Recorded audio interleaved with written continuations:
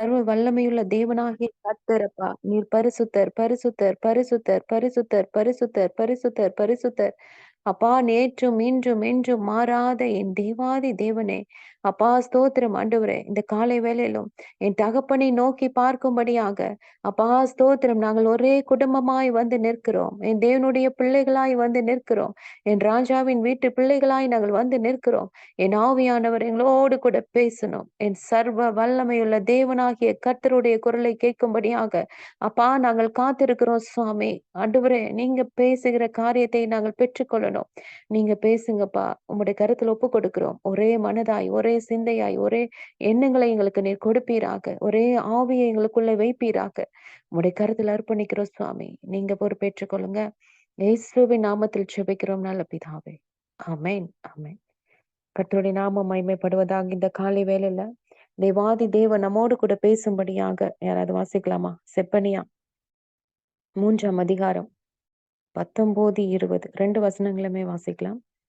செப்பனியா 3ஆம் அதிகாரம் 19, 20. இதோ அக்காலத்திலே உன்னை சிறுமைப்படுத்தின யாவரையும் தண்டிப்பேன். நொண்டியானவனை ரட்சித்து தள்ளுண்டவனை சேர்த்து கொள்ளுவேன். அவர்கள் வெட்கம் அனுபவித்த சகல தேசங்களிலும் அவர்களுக்கு புகழ்ச்சியும் கீர்த்தியும் உண்டாகச் செய்வேன். அக்காலத்திலே உங்களை கூட்டிக் கொண்டு வருவேன். அக்காலத்திலே உங்களை சேர்த்து கொள்ளுவேன். உங்கள் கண் காண நான் உங்கள் சிறையிருப்பை திருப்பும்போது பூமியில் உள்ள சகல ஜனங்களுக்குள்ளும் நான் உங்களை கீர்த்தியும் புகழ்ச்சியுமாக வைப்பேன் என்று கர்த்தர் சொல்லுகிறார். ஆமென், ஆமென், ஆமென். கர்த்தர் சொல்லுகிற வார்த்தை இந்த காலை வேளையில வல்லமையாய் நம்மை நோக்கி வருது. இந்த 2 வசனத்திலும் நீங்க பாருங்க, ஆண்டவர் சொல்ற ஒரு காரியத்தை 2 முறை சொல்றாரு. ரொம்ப ஆச்சரியமா இருக்குல்ல? அதுல அந்த அந்த 2 வசனத்திலுமே கடைசி பகுதியை வாசித்து பாருங்களேன். அவர்கள் வெட்கம் அனுபவித்த சகல தேசங்களிலும் அவர்களுக்கு புகழ்ச்சியும் கீர்த்தியும் உண்டாக செய்வேன். அடுத்து 20ஆம் வசனத்துல, உங்கள் கண் காண நான் உங்கள் சிறையிருப்பை திருப்பும்போது பூமியில் உள்ள சகல ஜனங்களுக்குள்ளும் நான் உங்களை கீர்த்தியும் புகழ்ச்சியுமாக வைப்பேன் என்று கர்த்தர் சொல்லுகிறார். எல்லாரும் ஆமென் சொல்லலாமா? ஆமென், ஆமென், ஆமென். தேவனுடைய வார்த்தை நைட்டு ஆண்டவர்ட்ட கேட்கும்போது பிரதர்ட்ட சொல்லிட்டேன். சரி, ஓகே, நாளைக்கு நான் குடுத்துடுறேன்ட்டு. வார்த்தை வரல. அப்பா எனக்கு வார்த்தையை கொடுங்க, வார்த்தையை கொடுங்க. கீர்த்தியும் புகழ்ச்சியுமாய் வைப்பேன். தேடுறேன். எங்க இருக்கு ஆண்டவரே? எந்த இடத்துல சொல்லியிருக்கீங்க? பார்த்தா 2 இடத்துல ஆண்டவர் வந்து இந்த வார்த்தையை சொல்றார். ஆண்டவர்ட்ட இருந்து வார்த்தையை வாங்கியாச்சு. அடுத்து நான் என்னப்பா சொல்லணும்? எதுவுமே வரல. காலையில எந்திரிச்சு 4 மணிக்கு தான் ஆண்டவர் என்னோடு கூட இடைப்பட்டார். ஆமென். அநேக காரியங்களை குறித்து ஆண்டவர் என்னோடு கூட பேசின ஒரு வார்த்தை. இன்னைக்கு பார்த்தீங்கன்னா, அ அநேகர் நம்ம வந்து கவலைப்பட்டு கொண்டிருக்கிற காரியம், இந்த இடத்துல நான் ஒரு வெட்கமான ஒரு சூழ்நிலையில நான் காணப்படுறேன். அவங்கள என்னால ஃபேஸ் பண்ணவே முடியல. அநேக காரியங்களை நான் செய்தாலும், என்ன செய்தாலும் அது தோல்வியில வருது. நான் என்ன காரியம் சொன்னாலும் அதுல எனக்கு ஒரு குழப்பம் தான் வருது. எந்த டிசிஷனும் என்னால முழுமையா எடுக்க முடியல. அநேக இடத்துல நம்ம வந்து வெட்கப்பட்டு தலைக்குனிவோடு நம்ம வாழ்ந்து கொண்டு இருக்கலாம். அதே போல ஒரு சிறையிருப்புல நம்ம இருக்கலாம். நம்மளே நம்ம சொல்லலாம், நானே இந்த கஷ்டத்துல இருக்கேன். நானே இந்த சிறையிருப்புல இருக்கேன். நான் எப்படி மத்தவங்களுக்கு போயி சொல்ல முடியும்? அவங்கள்ட்ட சொல்லும்போது அவங்க சொல்லுவாங்க, "நீங்க முதலாவது இந்த காரியத்துல இருந்து வெளியேற வர பாருங்க. அப்புறம் எனக்கு அந்த ஆண்டவர பத்தி சொல்லுங்க." சொல்லுவாங்களா? நிச்சயமா இல்ல. நம்மளுக்குள்ளே சில சிறையிருப்புல இருந்து வெளிய வர முடியல. ஆண்டவர் சொல்றாரு இன்னைக்கு, உன்ன நான் கீர்த்தியும், புகழ்ச்சியுமாய் வைப்பேன். நீ வெட்கம் அனுபவித்த தேசங்கள்ல உன்னை கீர்த்தியும், புகழ்ச்சியுமா வைப்பேன். நீ வந்து சகல ஜனங்களுக்குள்ளும் நீ சிறையிருப்புல இருக்கும் பொழுது, அந்த இடத்துல இருந்து அந்த சிறையிருப்பை மாற்றி உன்னை கீர்த்தியும், புகழ்ச்சியுமாய் வைப்பேன்னு ஆண்டவர் சொல்றார். இதே வார்த்தை தான் சங்கீதம் 14:7 சொல்லப்படுது. கர்த்தர் தம்முடைய ஜனத்தின் சிறையிருப்பை திருப்பும்போது, யாக்கோபுக்கு களிப்பும், இஸ்ரவேலுக்கு மகிழ்ச்சியும் உண்டாகும். ஆமென். நம்முடைய சிறையிருப்பை மாற்றி நம்மளை புகழ்ச்சியும் கீர்த்தியுமாய் வைக்கக்கூடிய தேவனை நம்ம ஆராதித்துக் கொண்டிருக்கிறோம். அல்லேலூயா. இதே சங்கீதம் 326:1 நம்ம வாசிக்கிறோம். சீயோனின் சிறையிருப்பை கர்த்தர் திருப்பும்போது சொப்பனம் காண்கிறவர்களைப் போல இருந்தோம். அப்படிப்பட்ட ஒரு சூழ்நிலை ஆண்டவர் கொடுப்பார். இந்த காரியத்தை நடந்து முடிஞ்சதுக்கு அப்புறம் நம்ம எல்லாருமே சொல்லி, இது ஒரு கனவு மாதிரி போச்சுப்பா. இது எப்படி போச்சுன்னே நம்மளுக்கு தெரியல. ஆச்சரியமாய் ஆண்டவர் நடத்தி வந்த பாதைகளை நினைக்கும் போது, நான் வெட்கப்பட்ட இடத்துல தேவன் அதே இடத்துல என்னை உயர்த்தி இருக்கிறார். அதே காரியத்துல என்னை உயர்த்தி இருக்கிறார். எவ்வளவு பெரிய ஒரு ஆச்சரியமான காரியம். இந்த காரியத்தை நடத்தி வந்தது என்னுடைய பலன், ஞானம் எதுவுமே கிடையாது. என் தேவாதி தேவனுடைய கிருபை என்று நம்மளுடைய வாய் சொல்லும். அநேகருடைய குடும்பத்துல வாழ்க்கையிலும் சிறையிருப்பு இருக்கு. விடுதலை பெற முடியாமல் தவித்துக் கொண்டு இருக்கிறோம். குடும்பத்துல, வேலையில, ஊழியத்துல. இல்ல, ஆண்டவர் சொல்ற, நீ சிறையிருப்பை மாற்றி உன்னை புகழ்ச்சியும் கீர்த்தியுமா நான் வைப்பேன். ஒவ்வொரு விதமான ஒரு சிறையிருப்பு. இன்னும் மனம் திரும்பாத கணவன் இருக்கலாம், பிள்ளைகள் இருக்கலாம், மனைவி இருக்கலாம், கடன் பிரச்சனை, வியாதி, இல்ல ஒரு பாரம், கோர்ட்டுக்கு எங்கேயும் போய் அலைஞ்சிட்டு இருக்கிற ஒரு காரியம். அநேக சிறையிருப்பு. இந்த சிறையிருப்பு இல்லாதவர்களே இல்ல. ஆனா விசுவாசிக்கிறவர்களுக்கு நிச்சயமாய் தேவன் இந்த காரியத்தை உடைக்கும்படியாய் வந்திருக்கிறார். எந்த ஊழியனாலும் முடியாது. யார்கிட்ட போய் சொன்னாலும் அவங்கனால முடியவே முடியாது. தேவன் ஒருவரால் மட்டும்தான் முடியும். எத்தனை பேர் ஆமென் சொல்றீங்க? ஆமென். ஏன்னா இந்த சிறையிருப்பு எப்படி வந்தது, எப்படி வருதுன்றது நம்ம எல்லாருக்குமே தெரியும். ஒன்று, ஆண்டவர் நியமித்த சிறையிருப்பு. இல்ல, ஆதியாகமம் 15:13 நம்ம வாசிக்கிறோமே, அப்பொழுது கர்த்தர் ஆபிரகாமை நோக்கி, உன் சந்ததியார் தங்களுடைய அது அல்லாத அந்நிய தேசத்திலே பரதேசிகளாய் இருந்து அந்த தேசத்தாரை சேவிப்பார்கள் என்றும் அவர்கள் 400 வருஷம் உபத்திரப்படுவார்கள். நீ நிச்சயமாய் அறிய கடவாய். இந்த காரியத்தை ஆண்டவர் ஏற்கனவே இந்த காரியத்தை வச்சுட்டாரு. என் ஜனங்கள் இந்த மாதிரி வணங்கா கழுத்துள்ள ஜனங்களா இருப்பாங்க, அந்நிய தெய்வத்தை ஆராதிப்பாங்க, விக்கிரங்களுக்கு போவாங்க. இந்த ஜனங்களுக்கு நான் ஒரு சிறையிருப்பு வச்சிருக்கேன்ப்பா. இந்த சிறையிருப்பு தேவன் ஏற்கனவே நியமித்த ஒரு சிறையிருப்பு. தேவன் ஏற்படுத்தின, ஆயத்தப்படுத்தின சிறையிருப்பை நம்ம எவ்வளவுதான் தலைகீழாய் நின்றாலும் அவர் குறித்த நேரம் வரும் வரை ஒன்றுமே செய்ய முடியாது. ஆமென். அவர் குறித்த நாளில் தான் விடுதலை உண்டாகும். சில நேரத்துல இந்த சிறையிருப்புல இருக்கும்போது நம்ம அப்படியே போராடுறோம். ஆண்டவர் என்னை மறந்துட்டாரு, என்னை கைவிட்டாரு, எனக்கு ஏன் இப்படி நடக்குது, ஆண்டவர் ஏன் இதை என் வாழ்க்கையில அனுமதிச்சாரு, அநேக நேரத்துல போராடி கொண்டிருக்கிறோம். ஆண்டவர் ஒரு நாளை வைத்திருக்கிறார் இந்த சிறையிருப்பை மாற்றும்படியாக. இஸ்ரேல் ஜனங்களுக்கு இந்த சிறையிருப்பு 400 வருஷம் இல்ல, 400 வருஷம் கழித்துதான் மோசேயின் காலத்துல நிறைவேறுச்சு. யோசித்து பாருங்க. 4 நாள்ல நடக்கல, இல்ல 4 மாசத்துல நடக்கல. நம்ம நினைச்சது ஒரு நேரத்துல நடக்கலைன்னா எவ்வளவு கஷ்டம், எவ்வளவு போராட்டம், எவ்வளவு புலம்பல். அநேக ஊழியக்காரர்களை தேடி போய் தலையை கொடுத்து, இல்ல நம்ம பேசி தீர்க்க தரிசனமா வார்த்தைகளை வாங்கி, எனக்கு எப்ப இந்த போராட்டம் போகும், எப்ப இந்த கஷ்டம் மாறும், என் சூழ்நிலை மாறும், என் வறுமை மாறும், என் கடன் மாறும், என் வியாதி மாறும், இல்ல எல்லா காரியத்திலையும் வந்து மற்றவர்களை தேடி ஓடுகிறவர்களாக இருக்கிறோம். ஆனால் ஆண்டவர் இந்த சிறையிருப்பை நியமித்திருக்கிறார் என்றால், நம்ம என்னதான் தலைகீழா நின்னாலும் இதை யாராலும் உங்கனால என்னால மாற்றவே முடியாது. அதை கடப்பதற்கு, தாண்டுவதற்கு தேவனிடத்துல பலன் கேட்கணும், காத்திருக்க பொறுமையும் கேட்கணும். அப்படிப்பட்ட சிறையிருப்பை தேவன் மாற்றும் போதுதான் நம்ம சொப்பனம் பார்ப்பது போல், நமக்கும் சில நேரங்கள்ல நம்ம கடந்து வந்த பாதையை நினைக்கும் போது சொப்பனம் பார்க்கிற போலவாதான் இருந்திருக்கும் இல்ல. அப்படிப்பட்ட அனுபவத்தினூடாய் தேவன் நம்மை நடத்தி கொண்டிருக்கிறார். இந்த இஸ்ரேல் ஜனங்களுக்கு வந்த சிறையிருப்பு பல வாழ்க்கை பாடங்களை கற்றுக் கொடுத்ததா.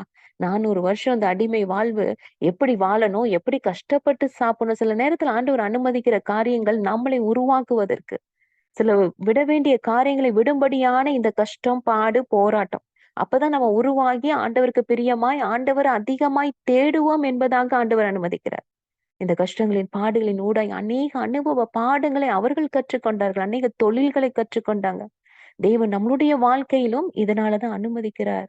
நம்மளை படிப்பிக்கிறார். அவரை போல் பரிசுத்தமாய் மாறுவதற்கு, இன்னும் அதிகமாய் ஆண்டவரை தேடி அவரோடு கூட ஐக்கியப்பட்டு தேவனை அவருடைய சமூகத்துல எப்பொழுதும் தேடும்படியான ஒரு ஒரு காரியத்திற்காக தேவன் அனுமதித்துக் கொண்டிருக்கிறார். அடுத்து நம்மளுக்கு தெரியும் சிறையிருப்புக்கு காரணம் சாத்தான் என்று.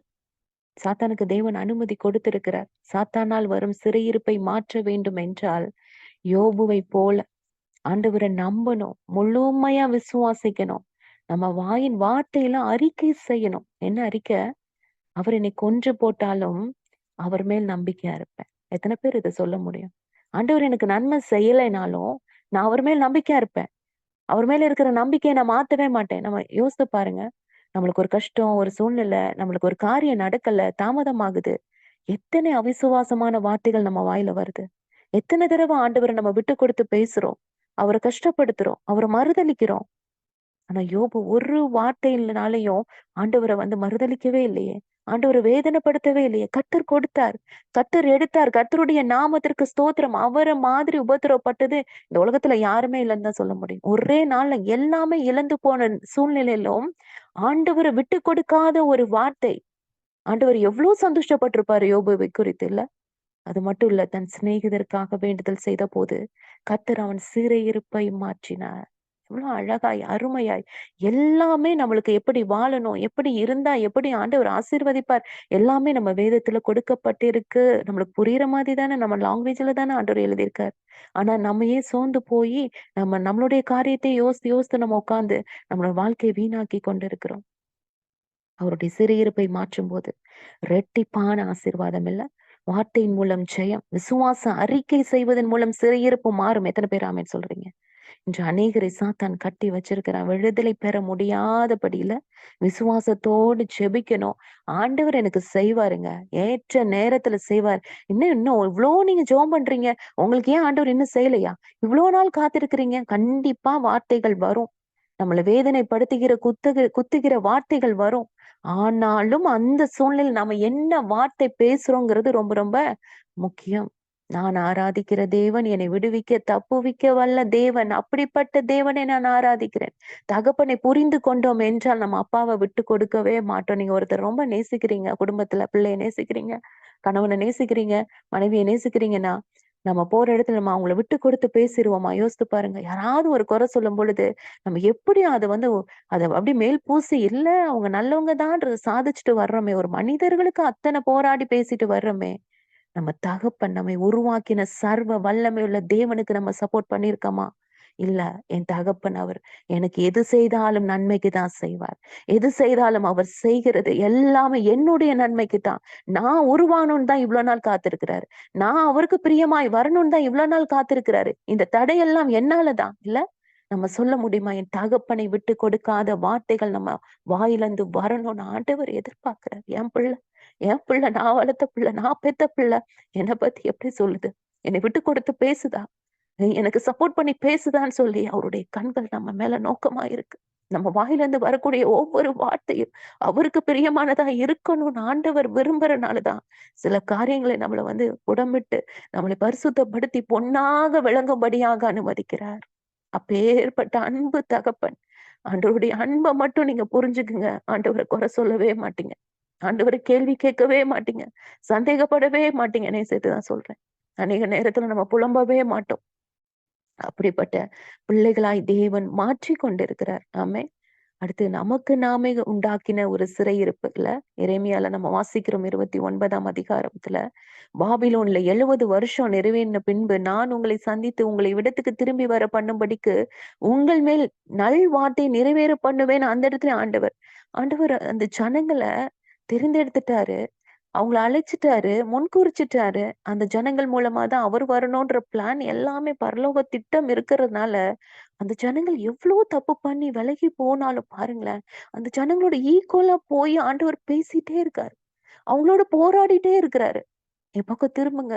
நான் உங்க மேல நினைவா இருக்கிறேன். நான் உங்கள கைவிட மாட்டேன். நான் நடத்துவேன். எவ்ளோ ஆச்சரியமான ஒரு காரியம். அவங்களோட எதுக்கு போராடணும்? ஒரே நிமிஷம் கீழ்ப்படியாத பிள்ளைகள அழிச்சிட்டு போயிட்டே இருக்கலாமே. ஆனா ஆண்டவர் போராடி அவர்களை தம்மோடு கூட சேர்த்துக் கொள்ளணும்னு எவ்வளவு ஆசை அப்பாவுக்கு இல்ல. நம்ம செய்கிற பாவம், நம்ம செய்த அக்கிரமத்தினாலதான் தேவனை விட்டு தூரம் போய் அவரை மறந்து இந்த கீழ்ப்படியாத காரியம் இவற்றினால நமக்கு நாமே ஏற்படுத்திக் கொள்கிற சிறையிருப்பு இல்ல. நாமே சுய இச்சையினால இழுக்கப்பட்டு சிக்கிக் கொள்கிற ஒரு காரியத்துல இருந்துட்டு ஆண்டவரை குறை சொல்றது இல்ல. நம்மளா ஒரு பெண்ணை பார்த்து செலக்ட் பண்ணிடுறோம், ஒரு பையனை பார்த்து செலக்ட் பண்ணிடுறோம். அதுக்கப்புறம் அநேகர் சொல்ற வார்த்தை நீங்களே கேட்டிருப்பீங்க, வாழ்க்கை நரகமாயிருச்சு. ஏன் ஆண்டவர் அனுமதிச்சாரு? அப்பயே அத ஆண்டவர் எனக்கு உணர்த்தி அந்த கல்யாணத்தை நிறுத்தி இருக்கலாமே. அநேகர் இன்னும் வரைக்கும் சொல்லித்தான் இருக்கிறாங்க. 60 வயசுலயே கூட. அப்பயே நிறுத்தி இருக்கலாமே. இந்த மனுஷனோட என்னால வாழ முடியல. இந்த பிள்ளைகளோட போராட முடியல. அப்பயே இந்த காரியத்தை எனக்கு ஸ்டாப் பண்ணிருக்கலாமே. நம்மளே நம்மளுடைய சுய இச்சையினால அதுல போய் நம்ம விழுந்துட்டு, நம்ம கஷ்டப்பட்டுட்டு கடவுளை குறை சொல்கிறவர்களா இருக்கிறோம். கர்த்தர் நல்லவர். அவர் என்னைக்குமே நம்ம எடுக்கிற டிசிஷன் நீ சொல்லி பாப்பாரு, கேட்கலைன்னா விட்டுருவார். அதுக்குரிய விளைவுகளை நம்ம தான். அதுக்கப்புறம் நம்ம அடிபட்டு நொறுக்கப்பட்டு ஆண்டவர்ட்ட திரும்ப ஓடி வந்து அப்பான்னு நீ விழுகும் பொழுது நம்மளுக்கு அந்த நேரத்துல விடுதலை கொடுக்கிற தேவனா இருக்கு. நீ நீ சொல்லித்தானே போன, நீ நான் சொல்லும்போது நீ கேட்காம தானே போன, நீ அனுபவின்னு ஆண்டவர் விட மாட்டார். ஆனா மனுஷங்க சொல்லுவாங்க இல்ல, நான் இவ்வளவு சொல்லி நீ கேட்கல, நீ இந்த காரியத்தை நீ அனுபவிச்சுதான் ஆகணும்னு விட்டுருவாங்க. எந்த சப்போர்ட்டும் பண்ண மாட்டாங்க. ஆனா நம்ம தேவன் அப்படி இல்ல. இளையகுமாரன் விட்டுட்டு ஓடினாலும் திரும்ப ஓடி வரும் பொழுது தகப்பன் காத்து கொண்டே இருந்தார். என் புள்ள தப்பு பண்ணிட்டு போயிட்ட, நிச்சயம் ஒரு நாள் வருவான். நிச்சயம் ஒரு நாள் அவ கஷ்டப்பட்டு வேதனைப்பட்டு துக்கப்பட்டு என்னை தேடி வருவான்னு அவருடைய கண்கள் அந்த வழி மேலே காத்திருந்ததுனாலதான் தூரத்துல வரும் பொழுதே தன்னுடைய மகனுடைய அந்த அசைவை பார்த்து ஓடி போய் வீடு வரைக்கும் அவன் நடக்க முடியாம வந்துட்டு இருக்க என் பிள்ளைய நான் தூக்கிட்டு வரேன்னு போய் சுமந்து கொண்டு வரேன். எப்பேற்பட்ட அன்புள்ள தெய்வம் நமக்கு நாமே ஏற்படுத்திக் கொள்கிறோம். இதற்கெல்லாம் என்ன முடிவு? இதுல இருந்து எப்படி நம்ம விடுபடணும்? எரேமியா 29, 12, 13, 14 வாசித்து பாருங்க. நீங்கள் கூடி வந்து என்னை தொழுது கொண்டு என்னை நோக்கி விண்ணப்பம் பண்ணுவீர்கள். அப்பா, எனக்கு இப்படிப்பட்ட ஒரு சிறையிருப்புல நான் கஷ்டப்பட்டுட்டு இருக்கேன். ஒரு வெட்கப்பட்ட தேசத்துல அடுத்தடுத்து ஒரு பிரச்சனை, அடுத்தடுத்து எனக்கு சோதனை, அடுத்தடுத்து எனக்கு ஒரு காரியங்கள் என்னால ஏற்றுக்கொள்ள முடியல, இதுல இருந்து என்னால வெளியே வர முடியலன்னு சொல்லி தேவனுடைய சமூகத்துல போய் உட்கார்ந்து அவரை தொழுது கொண்டு விண்ணப்பம் பண்ணும்போது ஆண்டவர் சொல்றாரு, நான் உங்களுக்கு செவி கொடுப்பேன். உங்கள் முழு இருதயத்தோடும் என்னை தேடினீர்களானால். ஒவ்வொரு தடவையும் ஒரு குழந்தை பிள்ளைக்கு சொல்ற மாதிரி ஆண்டவர் நம்மளுக்கு கற்றுக் கொடுக்கிற வார்த்தை. முழு இருதயத்தோடும் இல்ல, சின்ன விஷயம் கூட நம்மளுக்குன்னு எதுவுமே வச்சுக்க கூடாதுன்னு ஆண்டவர் எதிர்பார்க்கிறாரு. ஃபுல் ஹார்ட்டோட எல்லாமே நீங்க தான்ப்பா. நீங்க மட்டும்தான் அந்த சிறையிருப்புல இருந்து விடுதலை கொடுக்க முடியும். நீங்க மட்டும்தான் அந்த வெட்கப்பட்ட இடத்துல இருந்து என்னை உருவாக்கி உயர்த்த முடியும்னு சொல்லி ஆண்டவருடைய சமூகத்துல போய் ஆண்டவரை தேடினோம் என்றால் என்னை தேடுகையில் கண்டுபிடிப்பீர்கள். நான் உங்களுக்கு காணப்படுவேன் என்று கர்த்தர் சொல்கிறார். நான் உங்கள் சிறையிருப்பை திருப்பி நான் உங்களை துரத்தி விட்ட எல்லா ஜாதிகளிலும் எல்லா இடங்களிலும் இருந்து உங்களை சேர்த்து நான் உங்களை விலக்கி இருந்த ஸ்தலத்துக்கே உங்களை திரும்பி வர பண்ணுவேன் என்று கர்த்தர் சொல்லுகிறார். முற்று முடிய ரட்சிக்க வல்லமையுள்ள தேவனாகிய கர்த்தர் அவர். ஆமென். அழகாய் நடத்துவார். ஆண்டவர் மட்டும்தான் நம்மளுடைய சிறையிருப்பை மாற்ற முடியும். ஆண்டவர் மட்டும்தான் நம்ம வெட்கப்பட்ட இடத்துல இருந்து நம்மளை புகழ்ச்சியும் கீர்த்தியுமாய் மாற்ற முடியும். ஆண்டவர் மட்டும்தான் நம்மளை உருவாக்கி உயர்த்த முடியும். ஆண்டவர் மட்டும்தான் நம்மளை பரலோக ராஜ்யத்திற்குள் சேர்க்க முடியும். அதனால முதலாவது நமக்கு இந்த சிறையிருப்பு எதனால் வந்தது? நம்மனாலே வந்துச்சா, இல்லது சாத்தான் கொண்டு வந்தானா, இல்ல ஆண்டவர் அனுமதித்திருக்கிறாரா? இதெல்லாம் நம்மளா யோசிக்க முடியாது. ஆவியானவர் நம்மளுக்கு உணர்த்துவார். ஆவியானவருடைய துணையோடு நம்ம ஜெபிக்கும் போது தேவன் உணர்த்துவார். அந்த காரியத்தை நம்ம இருந்து வெளியே வரணும்னு எப்படி ஜெபிக்கணும்ன்றதை கற்றுக் கொடுப்பார். கர்த்தர் நிச்சயம் நம்மளுடைய சிறையிருப்பை மாற்றுவார். அப்பொழுது நம்ம சொல்லுவோம், செப்பனியா 3:20 ஆண்டு சொன்ன மாதிரி, உங்கள் கண் காண நான் உங்கள் சிறையிருப்பை திருப்பும் போது பூமியில் உள்ள சகல ஜனங்களுக்குள்ளும் நான் உங்களை புகழ்ச்சியும் கீர்த்தியுமாக வைப்பேன் என்று கர்த்தர் சொல்லுகிறார். இந்த காரியத்தை குறித்து நான் தியானிக்கும் பொழுது ஆண்டவர் எனக்கு ஒரு மனிதரை எனக்கு ஞாபகப்படுத்தினார். மொர்தெகாய் இல்ல, ரொம்ப ஆச்சரியமான ஒரு ஆள் இல்ல. பாபிலோன் ராஜா நேபுகாத் நேச்சார் யூதா ராஜா எகோனியாவை சிறைப்பிடித்து கொண்டு போன போது ஒரு சிறையிருப்பாய் ஒரு அடிமையாய் கொண்டு போகப்பட்டவன். அந்த தேசத்துல அவர் எப்படி இருந்திருப்பாரு? ஒரு வெட்கமான ஒரு சூழ்நிலை, ஒரு அடிமையான ஒரு வாழ்வு. அவர் ஒரு யூதன் இல்ல. யூதன்னாவே நம்மளுக்கு தெரியும், ஆண்டவரை துதிக்கிற ஒரு காரியம். யூதா கோத்திரமே துதின்னு தான் அர்த்தம் இல்ல. எங்க போனாலும் யுத்தத்துக்கு போனாலும் யூதா தான் முன்னாடி போனேன். ஏன்னா ஆண்டவர் துதிக்கிறது ரொம்ப பிடிக்கும். நிச்சயமாய் இந்த மொர்தெகாய் ஆண்டவரை துதித்து கொண்டுதான் இருந்திருப்பார். நான் அடிமையா வந்திருக்கேன், இந்த தேசத்துல நான் வெட்கப்பட்ட சூழ்நிலையில் நான் வாழ்ந்தாலும் என் தேவனை துதிப்பதை நான் விடமாட்டேன் என்று அந்த துதி அவருக்குள்ள இருந்ததுனாலதான் அநேக காரியங்களை செய்ய முடிந்தது. அடுத்து பாத்தீங்கன்னா, தன்னுடைய சிறிய தகப்பன் மகளை எஸ்தர் அத்சால் இல்ல, அவங்கள வளர்க்குறாங்க. யோசித்து பாருங்க, இன்றைய நாட்கள்ல அம்மா அப்பா இருந்தே தான் பிள்ளைய ஒழுக்கமா வளர்க்க முடியல. எவ்வளவு அருமையா எஸ்தர் வளர்த்திருப்பாரு. ஒழுக்கமா, உண்மையா, தாழ்மையா, கீழ்ப்படிதல் உள்ள பிள்ளையா, ஆண்டவரின் பிள்ளையா வளர்த்திருக்கிறார். தேவனுக்கு பயப்படும் பயத்தோடு ஒரு தனி ஆளாக ஒரு ஆணாக இருந்து வளர்க்க முடிந்தது என்றால் தேவனுடைய கிருபை. இன்றைய நாட்கள்ல நம்மளுடைய பிள்ளைகளை சரியான முறையில வளர்க்கறதுக்கு திண்டாடுறோம். தகப்பனும் தாயும் இருந்து திண்டாடி கொண்டு இருக்கிறோம். இவ்வளவு ஆச்சரியமா எஸ்தர் 2:20 அதுல வாசிக்கிறோம். எஸ்தர் மொர்தெகாய் இடத்திலே வளரும்போது அவன் சொல் கேட்டு நடந்தது போல, வளரும் போது எப்படி அவள் நடந்தாலோ அதே போல இப்பொழுதும் அரண்மனையில் இருக்கும்போது, ஆமென், ஒரு உயர்வுக்கு வந்த போது, உப்பரிகளில் இருக்கும்போது, ஒரு ராஜாத்தியாய் வாழும்போது கூட மொர்தெகாயோடைய சொற்கேட்டு நடந்து வந்தாள் என்று வேதம் சொல்லுது. அப்ப அந்த வார்த்தையில ஒரு ஜீவன் இருக்குல்ல. நம்ம சொல்லும்போது நம்ம பிள்ளைங்க கீழ்ப்படியலன்னா, அந்த வார்த்தையில பலன் இல்ல. அந்த வார்த்தையில ஜீவன் இல்ல. எப்ப வரும்? நம்ம ஆண்டவர துதித்துக் கொண்டே இருக்கும் பொழுது, தேவ சமூகத்துல நம்ம முழங்கால் படியிட்டு பிள்ளைகளுக்காக கதறி ஜெபிக்கும் பொழுது, ஆண்டவரிடத்துல நம்ம ஞானத்தையும், அறிவையும், கிருபையும், பலனையும் நம்ம கேட்டு பிள்ளைகளை வளர்க்கும் பொழுது, நம்மளுடைய பிள்ளைகள் நம்மளுடைய வார்த்தைக்கு கீழ்ப்படிவாங்க. இப்ப நம்ம வீட்ல இருக்கும்போது கீழ்ப்படிவாங்க. கல்யாணம் பண்ணி இன்னொரு இடத்துக்கு போகும்போது கூட, நம்மளுடைய வார்த்தை அங்க பெரிய ஒரு காரியத்தை செய்யும். அந்த வார்த்தைக்கு அவங்களால கீழ்ப்படியாம இருக்க முடியாது. அப்பேற்பட்ட காரியத்தோடு மொர்தெகாய் எஸ்தரை வளர்த்திருக்காரு இல்ல? எவ்வளவு ஆச்சரியம் இல்ல? இத தியானிக்கணும்னா அதிக நேரம் ஆகும். உண்மையா சொல்லப்போனா இன்னைக்கு காலையில தான் ஆண்டவர் இந்த காரியத்தை மொர்தெகாய் ஞாபகப்படுத்தினார். ரொம்ப ஆச்சரியமா இருந்தது. அடுத்து பாத்தீங்கன்னா, ராஜாவு மேல ஒரு அன்பு, ஒரு அக்கறை. நம்ம அடிமையா வந்திருக்கிறோம். அந்த ராஜாவுக்கு என்ன நடந்தாலும் என்னன்னு அவர் நினைக்கல.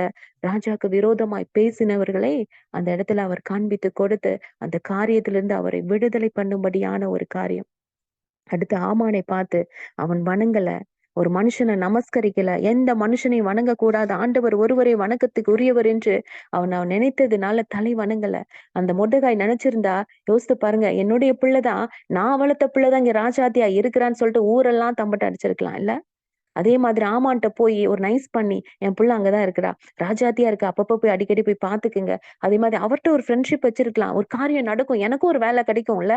எனக்கும் ஒரு காரியம் வந்து ராஜாட்ட நீங்க சொல்லி ரெக்வெஸ்ட் பண்ணி, என் புள்ள தான் அங்க இருக்கிறா. நம்மளா இருந்தா எவ்ளோ ஒரு காரியத்துல ஒரு ஃபேமஸ் ஆகணும்னு, ஒருத்தவங்க ஒரு பதவியில இருக்கிறாங்க, ஒரு ஃபேமஸா இருக்காங்கன்னா, அவங்கள்ட்ட போய் நம்ம பழகி, அவங்கள்ட்ட இருந்து காரியத்தை வாங்குறதுக்கு எவ்ளோ போராடுறோம்ல. அப்படிதான் நம்ம இருந்துட்டு இருக்கோம். எப்படியாவது அவங்க மூலமா இந்த காரியத்தை, இந்த வேலைய வாங்கிரலாம். நம்ம எப்படியாவது நம்ம ஒரு புகழ்ச்சியோடு வாழ்றதுக்கு, பணத்தோடு வாழ்றதுக்கு யார் மூலமாவது அந்த மாதிரி ஒரு ஃப்ரெண்ட்ஷிப் வச்சுக்கலான்னு மொர்தெகாய் இங்க நினைக்கவே இல்ல.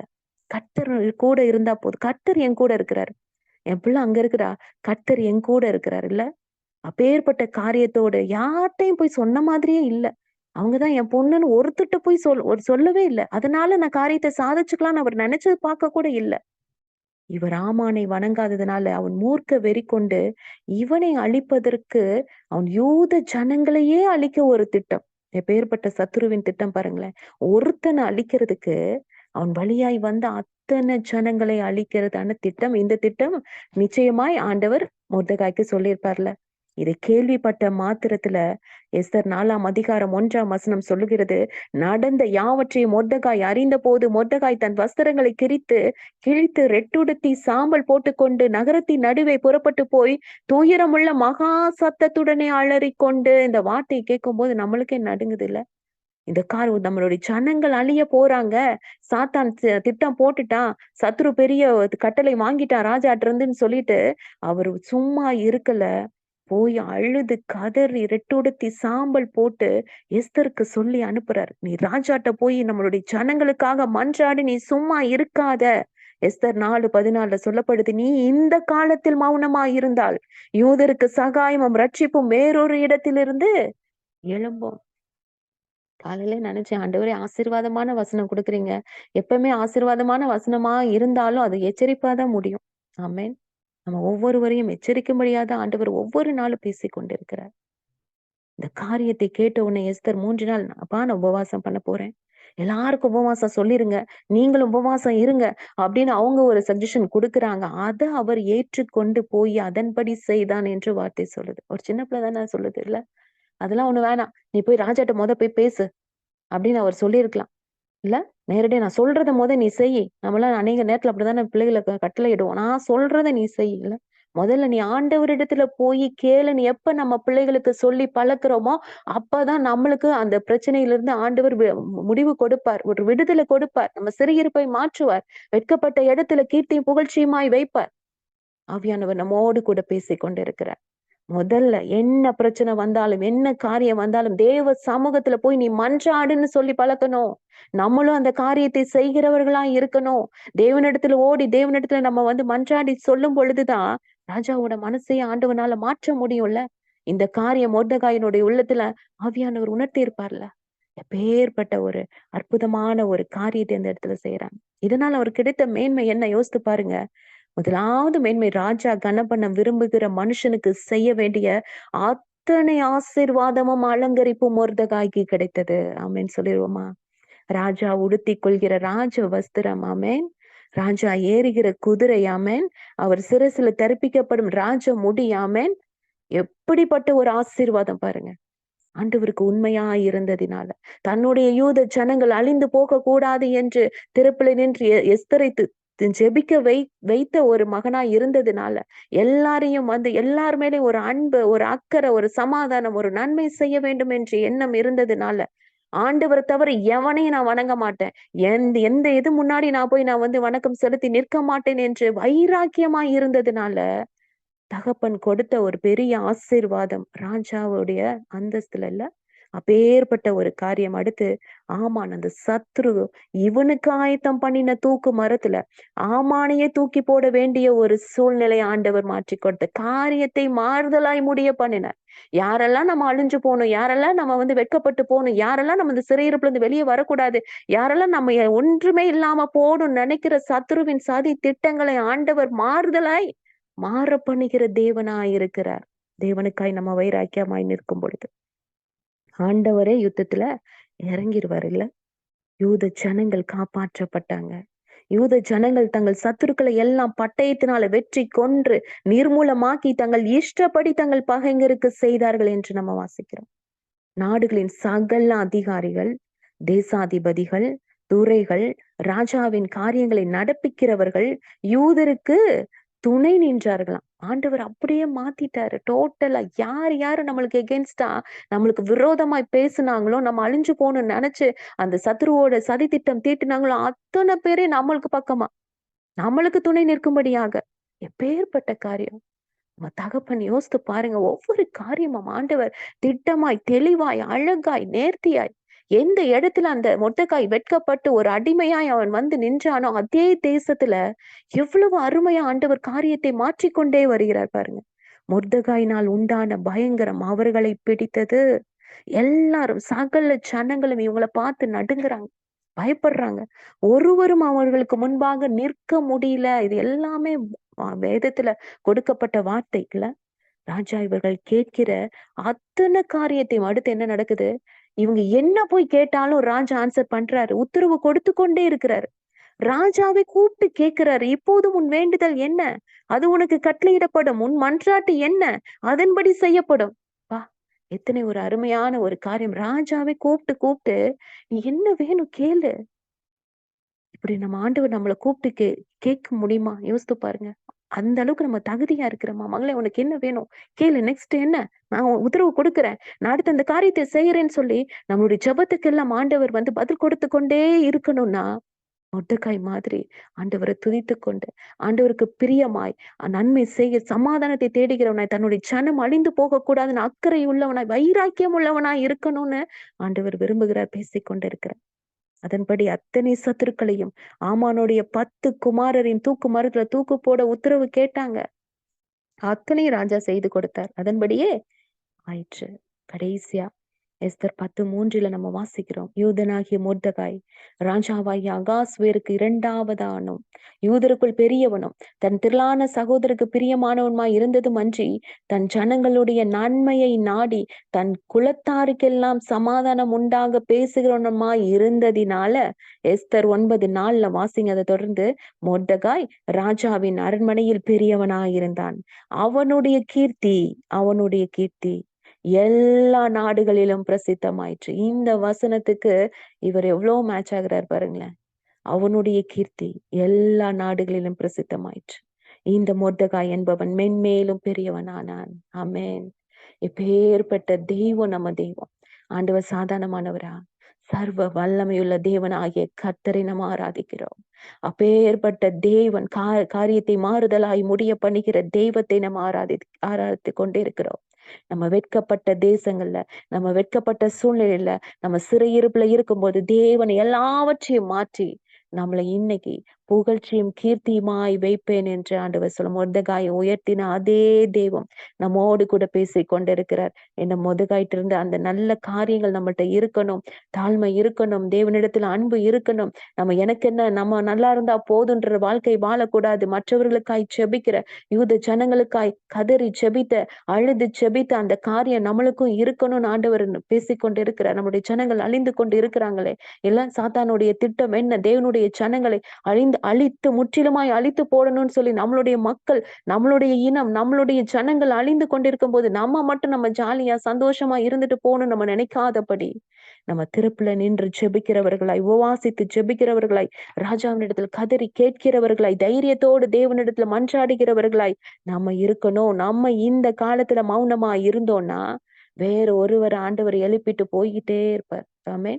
நம்ம ஒரு சின்ன சின்ன ஊழிய காரியங்களை நம்ம செய்ய நம்ம சோம்பேறித்தனப்பட்டோம், நிர்விசாரமா இருந்தோம்னா இன்னொரு ஆள் ஆண்டவர் எழுப்பி கொண்டு போயிட்டே இருப்பார். இன்னொருத்தர் ஆண்டவர் வல்லமையாய் பயன்படுத்தி கொண்டு போயிட்டே இருப்பார் இல்ல.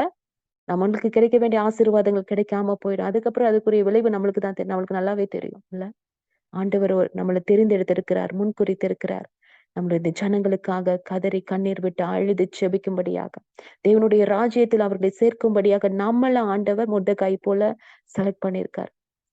தேவனுக்காய் நம்ம அர்ப்பணித்து தேவ சமூகத்துல நம்ம ஓடி வரும் பொழுது நம்மளுடைய சிறையிருப்பை தேவன் மாற்றுவார். நம்ம வைக்கப்பட்ட இடத்துல தேவன் உயர்வாய் நம்மளை கீர்த்தியும் புகழ்ச்சியுமாய் வைப்பார். கண்களை போடுவோமா?